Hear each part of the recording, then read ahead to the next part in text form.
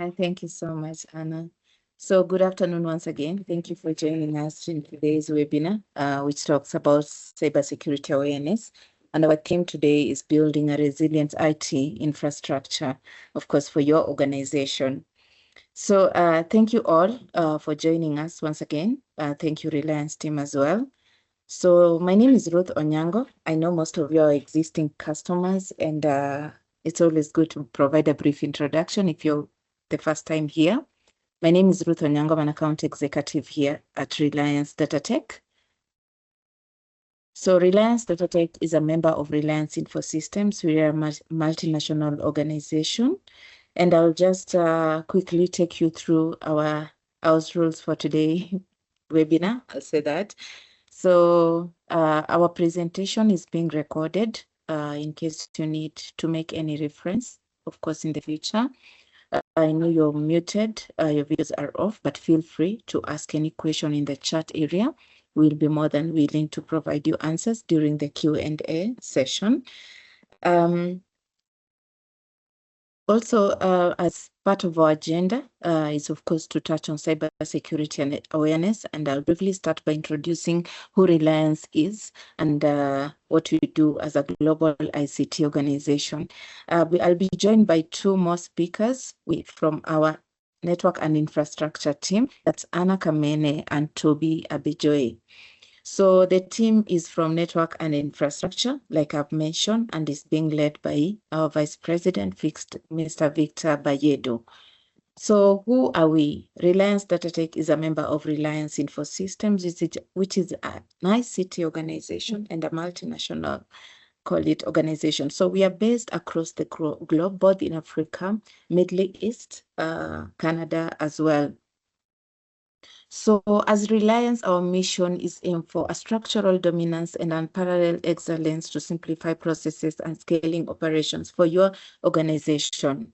And within Reliance, we operate by something we tag as success outcome philosophy, which clearly states the fundamentals of our business are built around winning with our customers.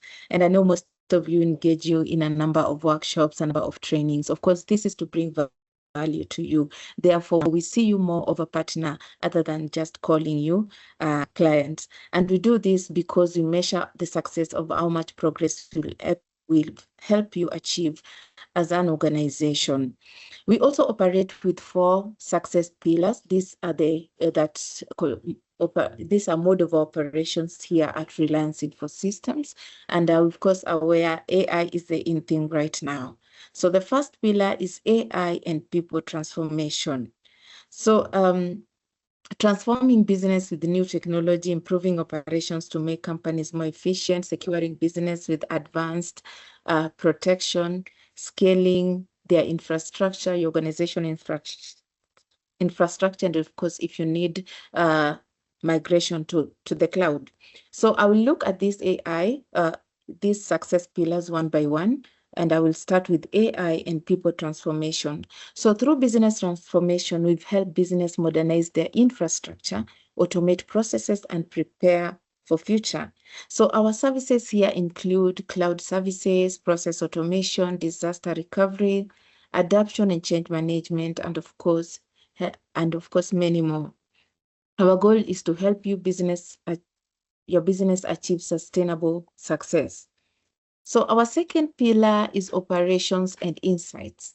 So operational excellence is another key area that we focus on. It simply means improving how your business works by connecting people, data, systems, and processes together. So here we provide services such as modern ERP solutions, business intelligence, and performance and management which leads to better customer experiences and smarter decisions.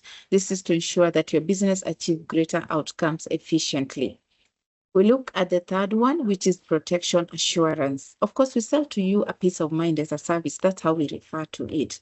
And this is the area that we're going to focus on today mostly. This is all about keeping your digital assets and platforms safe from cyber threats.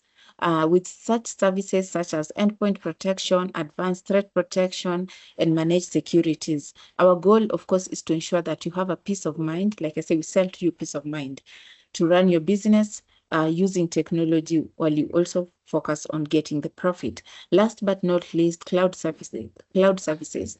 Through business transformation, we help your business modernize your infrastructure, automate process, and prepare for the future, like I earlier mentioned.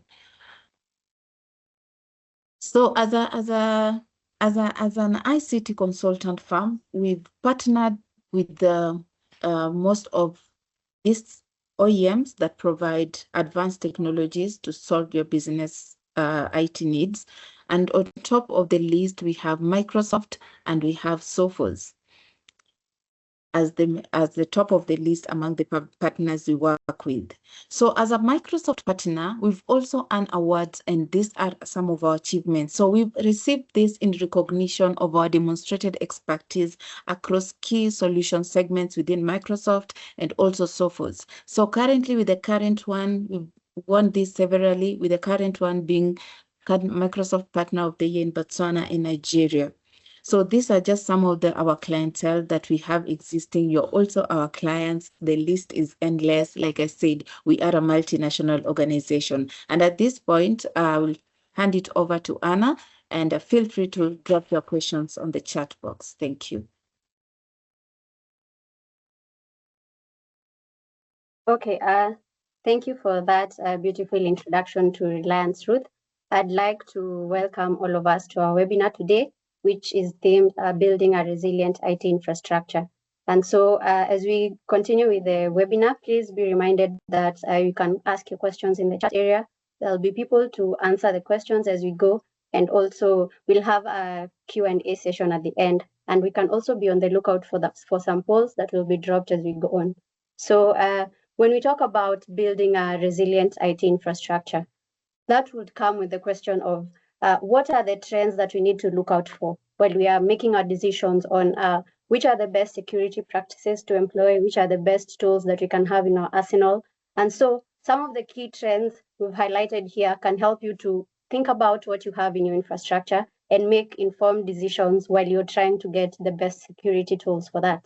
And so one of the trends that we have is increased use of AI in cyber attacks and defenses. So we have technology developing every day, and we've seen AI being leveraged by both the attackers. So the attackers can use this to form automated phishing, to even find ways to evade detection with the standard tools that we've been using as we do our security operations. And then for defenders now, we also implement this AI. For instance, when you're doing threat detection, we want to do behavior analysis and rapid response. So while we're considering the security solutions to implement, this is one of the things that as an IT team will be on the lookout for. Another is the growth of edge computing and IoT devices. So we have more devices that are being connected to the network edge. So, and it's not just the usual switches and just routers that we had in our IT infrastructure. So what does this mean? This indicates that now the attack surface is growing as we go.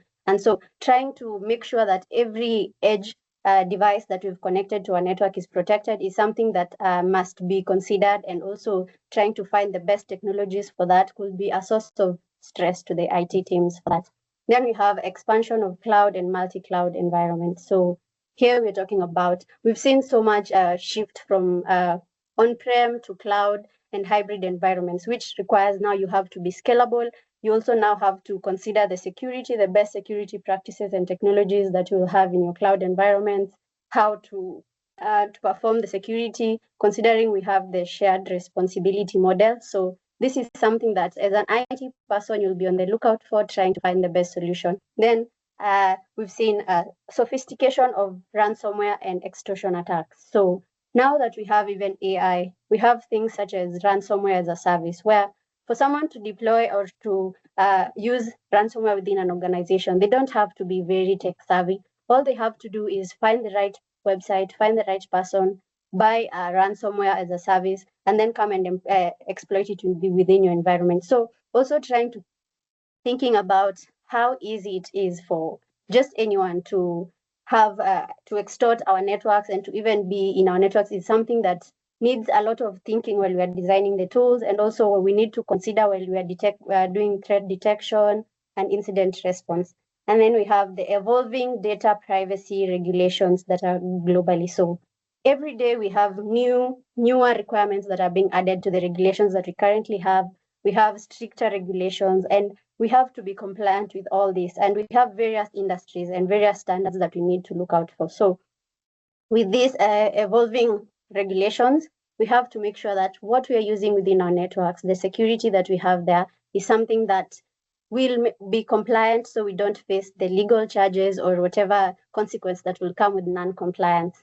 And then we have the rise of supply chain attacks. So as a business, we have third-party integrations. We use third-party apps. We're using other third-party vendors to do our daily businesses. So trying to consider also the security that they have within their system, so it's not used to compromise our own, is something that might be a source of headache, or something that we have to consider while we're designing the security tools that we'll be implementing in our systems.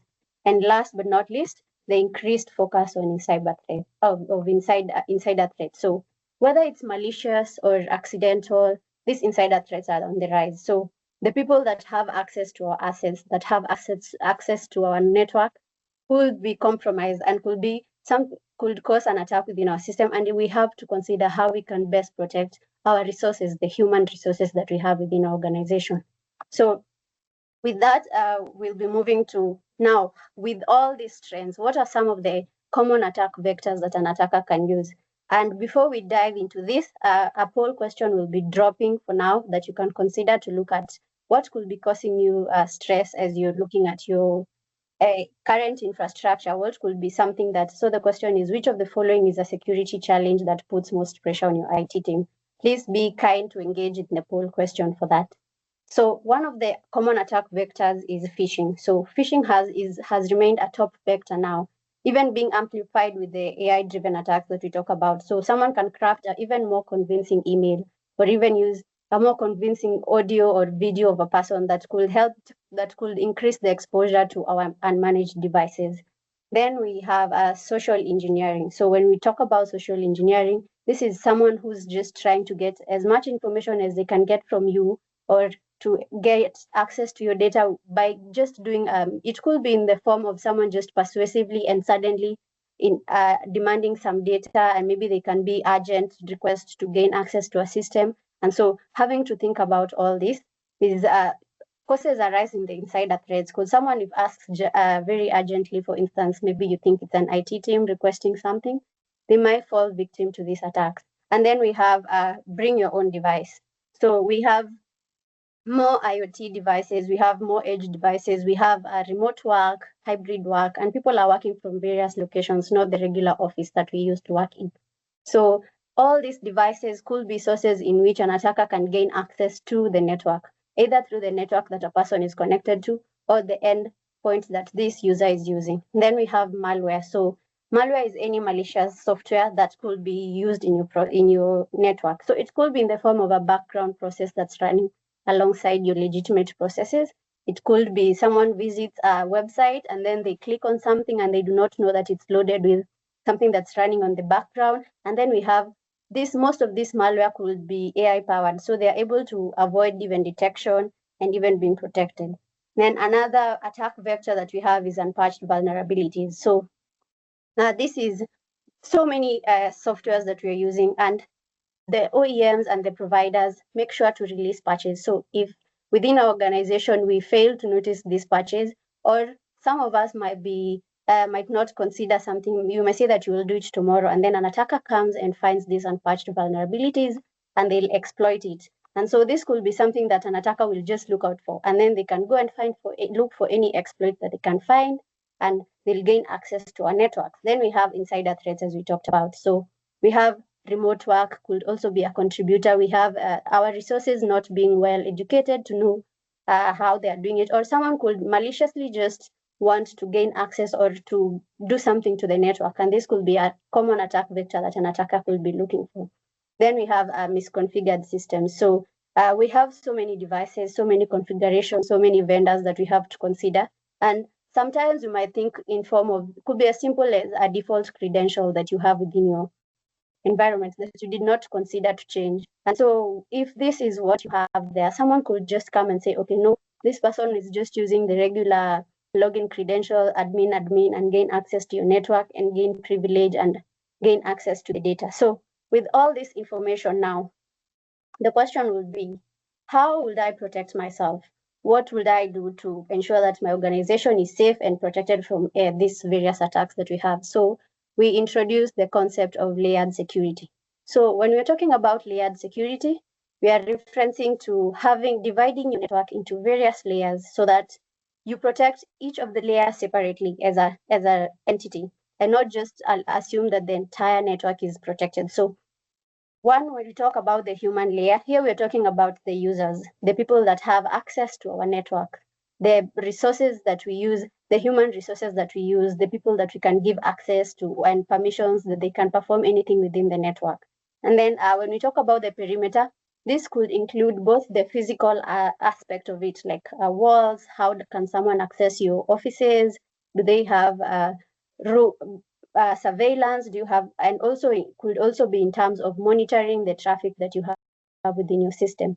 Then when we talk about the network security layer, here we're talking about analyzing the type of traffic that you have, who has access to the network resources within your organization, have you done segregated your network and all that. And then when we talk about the endpoint layer, when we're implementing security in the endpoint, this is the end device that you're using within your network. So your laptops, your workstations, the endpoint that you use to log into the applications and to the system to access any data that you'd need for your day-to-day operations. And then application security layer. So here it's the softwares and applications that we use in our day-to-day tasks. Could be something as simple as M365, could be something that we use in our daily activities. So these applications have to be protected. Then the data security. So what data do we have? Is it customer data? Is it employee data?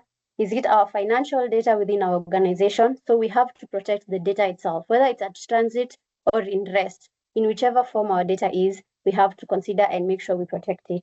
And so now with introducing the layered security, you have to find the technologies and the best practices to protect each of these layers. And then overall, you will have a more resilient IT infrastructure. So what are the benefits of employing layered security? One is introduces a no single point of failure. So we have various defenses within the network layer. So if one defense will fail, all the others will still protect the system. So this will be helping you to prevent a complete breach within your network. So it will help you to diversify the security mechanisms that you have. So if one of them is compromised, the others will kick in.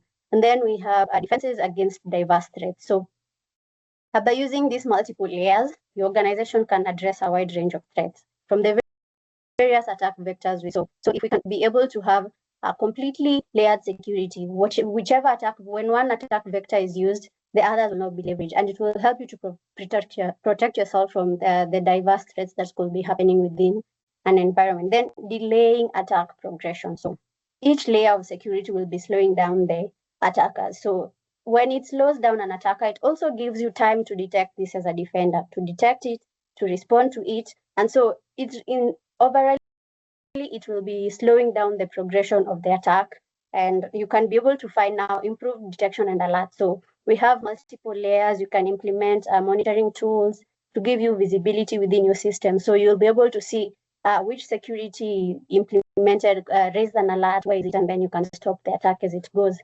And last but not least, meeting our compliance requirements. So we have various compliance requirements that we need to meet as an organization. Could be GDPR, could be HIPAA, could be PCI DSS, depending on the industry that you're currently in. So we have to make sure that we are compliant with this. And with the layered security, overall, it will help you to implement access controls to protect the data that you have, and also to ensure that you have ongoing security throughout the organization, and you have a more resilient IT infrastructure. So with this, I'll be introducing my colleague Toby, who will be taking us through the various technologies and practices that we can implement within our network to ensure that it's more resilient. All right, thank you so much, Anna. Thank you, everyone. It's nice to have you on the call. My colleague has been able to elaborate more on what you need to ensure you have a resilient infrastructure. Please, just a reminder, you can drop your question in the chat or you can wait till after the presentation to, highlight your questions so we can attend to them. And also, there are some polls that are going to be coming up, right? Do up to react to them so that we can get, better perspective to your current infrastructure and, how you're positioned currently. So looking at layered security, right? We've talked about the benefits, right? Why should you ensure that each of these layer is very secure? Right, I will start from the human layer and down to the data security. For human layer, we all know that there is a saying out there that says human are the weakest link to any infrastructure. Even if you have the right solutions in play, you have the largest infrastructure, the biggest firewall, endpoint security solutions are checked. But with human weakness, right, all you have can be lay on ransom. Right, that is why human layer is very, very important to every infrastructure, to every company, to every organization, to ensure that you continuously educate your staff, have them aware about the current tactics, the different drive or the innovations of, cyber criminals, and also deliberate on the different cases out there, different breach cases. We have, quite countless of breach cases that are happening across the globe. You can look at, any of these breach cases, use them as a case study, enlighten your staff. So carrying periodic security awareness training, goes a long way when you want to address or you want to ensure your staff are knowledgeable about the different techniques, right? And inclusive is the phishing simulation, right? Looking at the phishing simulation, you are trying to ensure that you, carry out simulations to play out different rules, how a cyber criminals can try to get details or critical information from you. You are trying to let them know, these are the techniques, that cyber criminals use. Show them some phishing emails, carry out social engineering tactics, right? Do a little bit of, ransomware simulation. What do they need to do? How they can escalate to the IT team. So this goes a long way to ensure that you are equipping your staff with the right knowledge. And also, how can they countermeasure social engineering, right? This is very, very rampant. Quite a number of data breach, that is happening across the globe is most times due to social engineering, whereby cyber criminals try to prey on your eagerness or your weakness, to release informations or to help. So, how can you identify if somebody is trying to phish you, somebody is trying to, perform a social engineering techniques on you, right? You need to explain, during this human layer, educate your staff about, these are the techniques that you can identify. If you notice that, this is coming from a particular third party, not from the source, and you want to confirm, you can just, do a two verification, method whereby you call the person, have a confirmation before you, extend any help or you send in records. So these are things that, you can do to ensure that your staff are equipped. And we know, even if as much as the human layer is the weakest link, let me tell you, it's also the first line of defense, right? If you have this in check, 80% of most of the cyber attacks that are happening out there wouldn't happen because at the human layer, they're able to escalate, flag errors, flag anomalies, different malicious behavior, to the IT head. From there, you're able to restrict and block thing from happening. Going forward, we have the physical security, right? For physical security, this has to do with securing servers, right? Securing servers. There is a code that's going to come up, that's based on human layer, right? Do well to interact. So it says, how often does your team conduct security awareness training? Now, I know most organizations, even if you've never done it, you can react to that. We can also guide you on how to carry out these exercises going forward. Are you doing it annually, once in a year? Are you doing it quarterly, or monthly? How often do you carry out your security awareness training? Now, looking at the physical layer, as I was saying earlier, it's protecting your physical assets, right? When I talk about physical assets, is I mean, your critical assets where you have your server hosted, the hardware appliances, port security, surveillance, guest management, so many of these things. So how are you able to manage all your physical security, right? Can anybody just come out of nowhere then, gain access to your environment, right? Just walk into your server room and start getting data or download different information that are not needed. Right? How are you able to ensure that down to your most critical assets, there are several checks, there are several gateways before someone can get just like, okay, me as a guest coming to your office today, can I just back into the IT office without anybody questioning me, right? Do you have a front desk? Do you have a gate man? Do you have a surveillance system in place that is able to ensure that if you are seeing somebody who is not belonging to your organization, you are able to flag that person? What are you doing here? What are you looking for? What are the access control mechanisms? Do you have badge? Do you use badges? Do you use codes? Or do you use a fingerprint or face recognition before you can permit anybody into every critical aspect of your infrastructure? So these are the questions you need to ask yourself. Do you have all these things in play? Right? If you are falling short of some of these things, you can reach out to us. We would advise you and ensure that it's a seamless journey to attaining all these layered security. Going forward, we'll be looking at the perimeter security. I'm very sure, most of us here have an idea of what a perimeter security means, right? When we talk about the firewall, gateway security, we are talking about remote access, a secure remote access. We are talking about safeguarding yourself against intrusion, right? These are different, different solutions and different areas of perimeter security. Now, when we talk about the firewall, right? A firewall is also a member, is also a device that ensure you have a robust perimeter security. But not all firewall are eligible for this position, right? When we have a definition of firewall, we are talking about a device that is able to filter inbound and outbound traffic. But now, we need to look at it in depth. We need a solution that is able to do beyond just filtering. And what solution, is able to do beyond just filtering? Is he able to do application restrictions, web filtering, WAF configurations, ensure encrypted tunneling? These are the questions you need to ask. The firewall I'm using currently in place, is it a next generation firewall?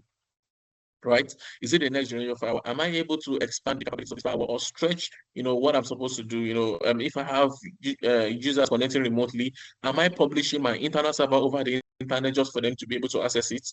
Right? Why don't I go through a remote encrypted VPN? Right? Why don't I leverage ZTNA? Right? So these are questions you need to ask yourself. Do I have all the solutions in play? Okay, fine. Looking at intrusion, what solutions do I have that is able to kick against intrusion? What if a cyber criminal is trying to perform DOS attack on my environment or my critical assets? Do I have a solution that that is able to drop all this traffic? Or do I have a solution that is well equipped enough, with the right features that is able to drop all this traffic, that is able to safeguard that, I am not overwhelmed. My infrastructure is not overwhelmed, right? To block and restrict malicious activities. Zero trust network access, do I have a solution that ensures that at every session, right? At every session, it performs authentication just to validate who is trying to access what and is able to send you records and reports of, each asset, right? You as an admin, it gives you less stress and rest of mind as a service, whereby you know that my security is in check.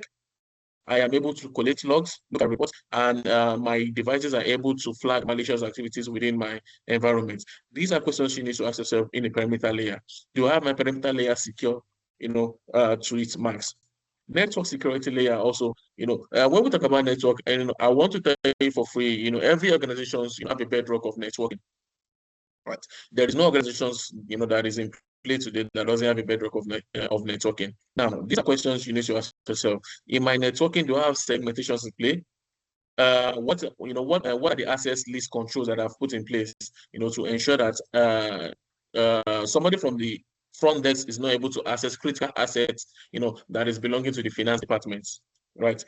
Do I have secure configurations? Now, quite a number of vectors that lead to cyber attack is misconfigurations, right? Looking at my infrastructure today, am I publishing anything over the internet that I'm not even aware of? Right? Do I have segmentations in play?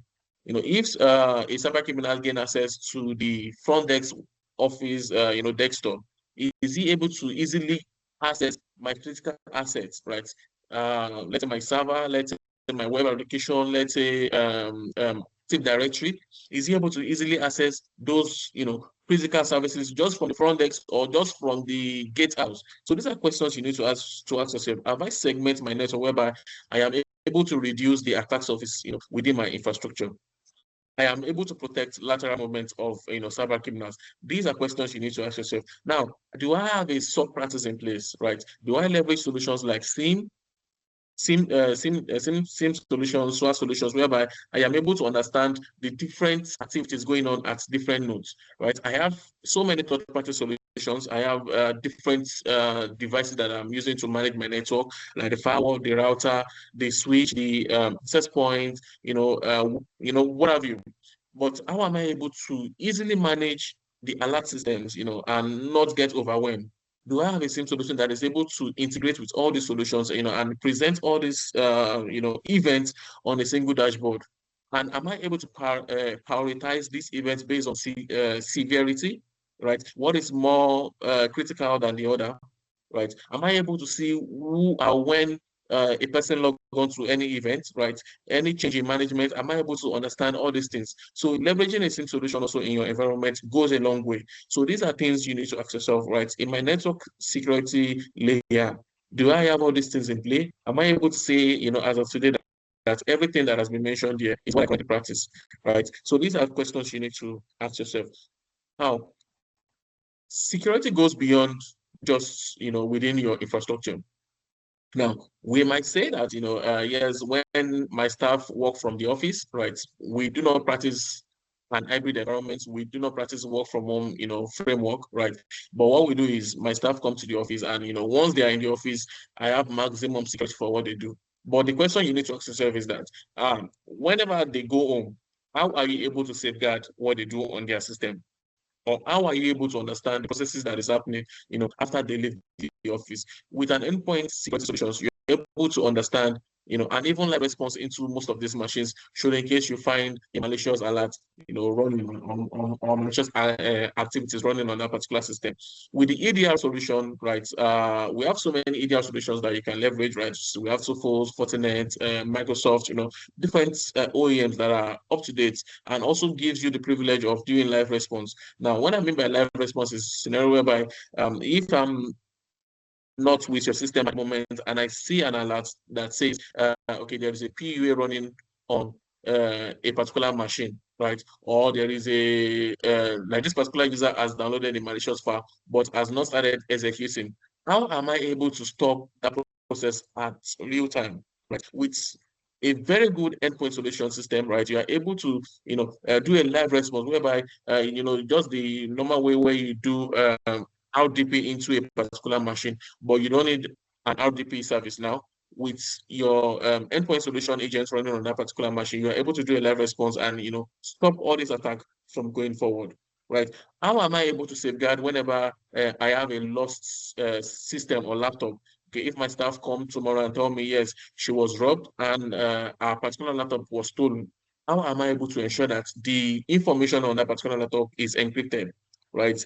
Nobody is, the thief or, somebody who take hold of that device is not able to sell most of this information on the dark web. How am I able to also enforce peripheral controls, right? Blocking unwanted, access to your port drive, right? Downloading information from your system. How am I able to, stop execution from USB, right? With peripheral control, you are able to restrict the ports on your machine to, stop processes that are going to harm your organization or make you compromise. Can you also allow application control?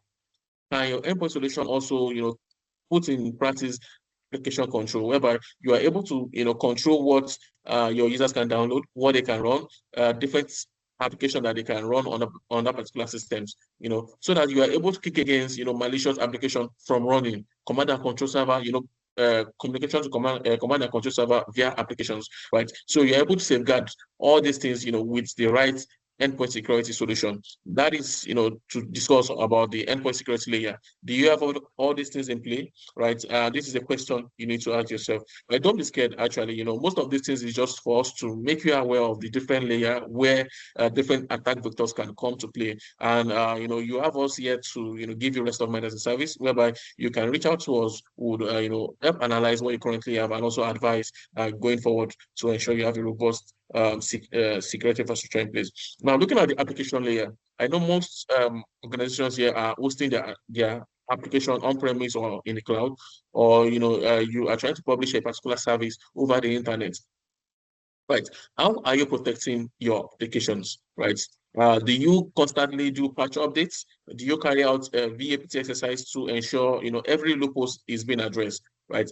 Do you also look at the software development cycle? Right. How are you able to know what from the programming stage to the go live stage? Are you able to ascertain that once I'm going live, this particular application is very, very secure? We have carried out all different techniques to ensure that no malicious procedures or techniques is able to infiltrate your website or get data of your customers, right? Do you have WAF? Are you using WAF to protect your web applications? Right, these are questions you need to ask yourself. Am I just publishing my app without any protection? Right. So you should also ensure that every regular updates are being applied to your softwares, right? Just to ensure that you are keeping up with the latest updates. Now, data security. In scenarios whereby like an insider threat is trying to get data off the on-premises, are you able to identify who and who is exfiltrating data? Do you have a data loss prevention solution in place?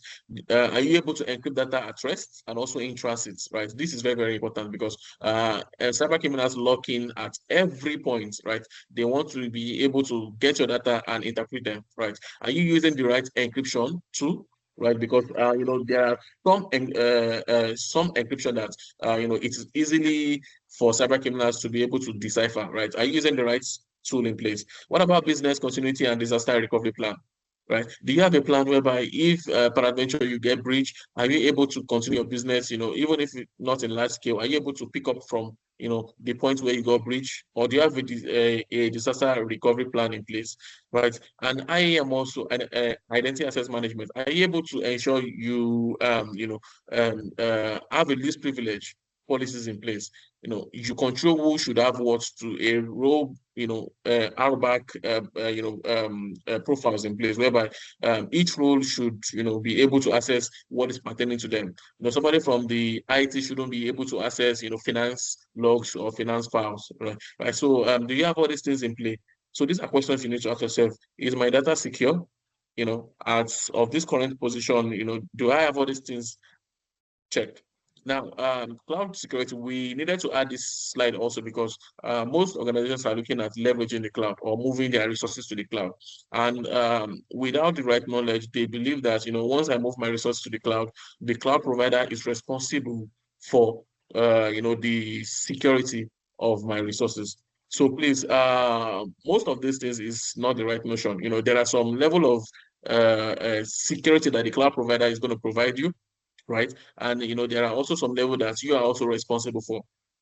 Looking at the chart here, we can share this chart with you just to make you aware of if you are moving to the cloud, what are the different parameters. When it comes to on-premise, you have the core responsibility to protect all your infrastructure, the IaaS, PaaS, and SaaS, right? So there are different, responsibility model that is being shared by the provider and also by you as a customer. So there is a poll coming up, right? We have a poll which says, have you implemented layer security in your organization? Right, this is question, right? You might have implemented the network security layer, but have you implemented the email layer? Do you constantly carry out all these exercises to ensure your staff are informed?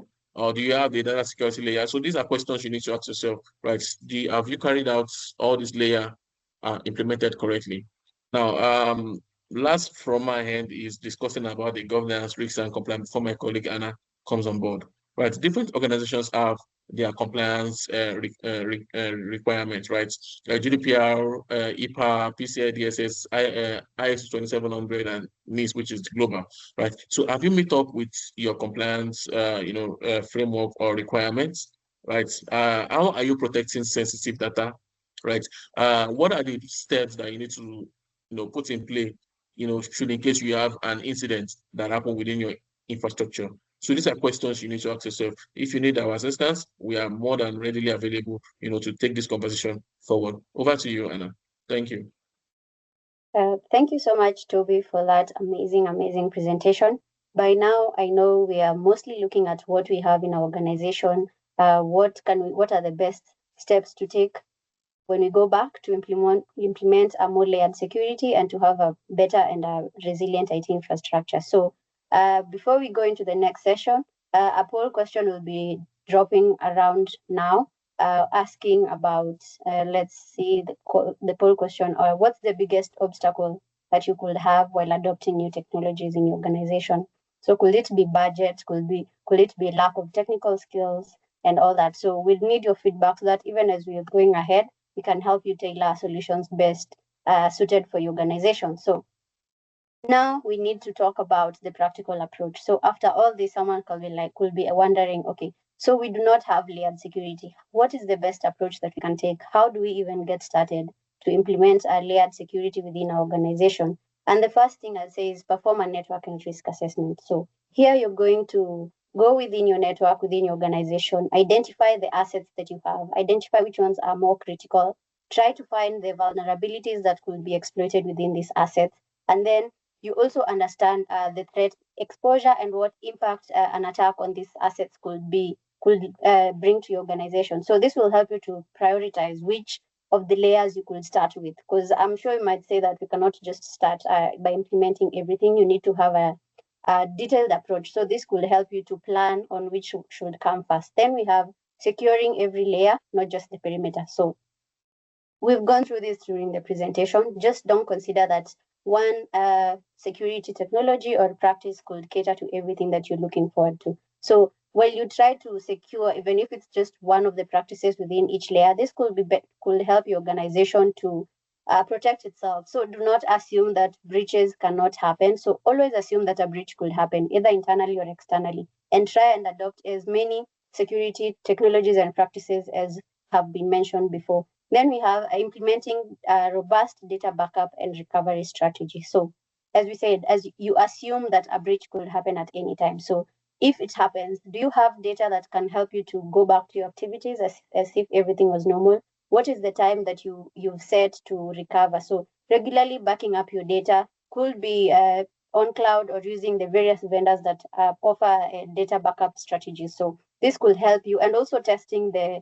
recovery processes that you have. So you can simulate a process to see if data was compromised, how quickly can you recover the one that is stored in backup? And then we have strengthening your identity and access control. So this could look like implementing multi-factor authentication, ensuring you have least privileged access. We have role-based access control. So you're trying to see who has access to your assets, when and from where they are trying to access them, and do they have the right permissions to do whatever they want to? Can they escalate their privileges? They do not, so you don't have a basic user with admin level privileges. And then another one is educating your users regularly. So here you conduct ongoing security awareness training. So you could tailor it to the organization that you're in, some of the practices that you have. You could also have simulations to test your users to see if they could fall victim, or also just to perform like an incident and test the response that you have in place, so that you can continue tailoring your solutions to make sure that your users will not be the source of the breach within your network. We have continuously monitoring and responding. So once you deploy your threat detection tools, you also need to monitor them so that you have visibility in what is happening. So you need to know what is happening within your network, trying to understand the traffic that's coming in and out. What third-party integrations do you have? So monitoring all this, monitoring whatever is coming in and going out of your network will help you to prevent yourself from an attack, and also ensure you to build a more resilient and secure infrastructure. And then we have testing and improving your defenses regularly. So yes, you've put in all these security technologies in place. Yes, you have all these things that you have, but have you tested them to see if they are what is suited for your organization? Are they the best things that will help you to better protect your organization? So you can also have leverage third-party organizations. For instance, you can look for like Reliance to come and do a vulnerability assessment and penetration test within your network, so that They'll simulate attacks, try to exploit the vulnerabilities they find, give you a more comprehensive report that can help you to better and to protect your organization as a whole. So I believe with all these practical steps and so much more, you can be able to look at your current infrastructure, see how best you can improve it and make it more resilient. And as we go, as I come to my end of my presentation, I'd like to mention that we are here to help you in whichever way you'd want to implement your layered security and to protect your organization. So I'll be handing over to Ruth for this next section. Thank you. Thank you, Anna. Thank you, Toby, for such a great presentation. Insightful. So at this point, before I present what I have next, I'll just like to know if there's anyone who has a question, please drop it on the chat session so that the team can be able to address. So just present it as present what we have in store for you. So we really appreciate your patience on being part of this webinar. So as part of our commitment to supporting your organization, we are offering an exclusive offer to the first 5 customers who express interest. How do you express interest? So you express interest by filling in, there's a form that will be shared there. So we'll be offering 100% discount. That's around cybersecurity awareness training, security health check, tabletop exercises. So what I mean by 100% discount is that you're not going to charge you, but you just want to practically put this, position this to your organization. So feel free to fill in the form. I know my colleague has dropped it there. So confirm if you can access, maybe by just reacting to the message. So, oh, there's no permission. So Francis, you're not able to access it? So, Oluwafemi, please check on that. You can hear me? Femi, please confirm. Yes, it's going to be reshared. Ruth, you can go ahead. It's going to be reshared shortly. Okay, thank you. Francis, please confirm if you can be able to fill the form. So fill the form. So we'll take the first 5 organizations to consider for the 100% discount. That's around cybersecurity awareness training, security health check, tabletop exercises. And I did also mention, in case you have any question, also feel free to drop it on the chat. I know some might have joined a bit late, but if there's any area of concern or you have a question around cybersecurity threats and you'd like it to be addressed, there's no problem. Feel free to ask. Still no permission. Response from William. Femi, there could be a problem.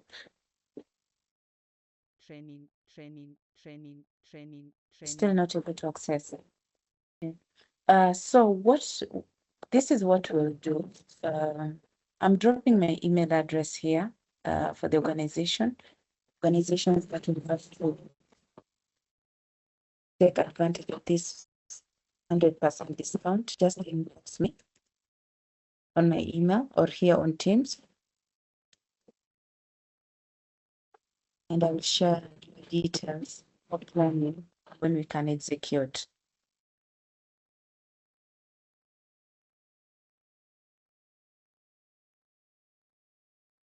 All right, so I've just dropped my email address. I hope it's the correct one. Ruth@relianceinfosystems.com. All right.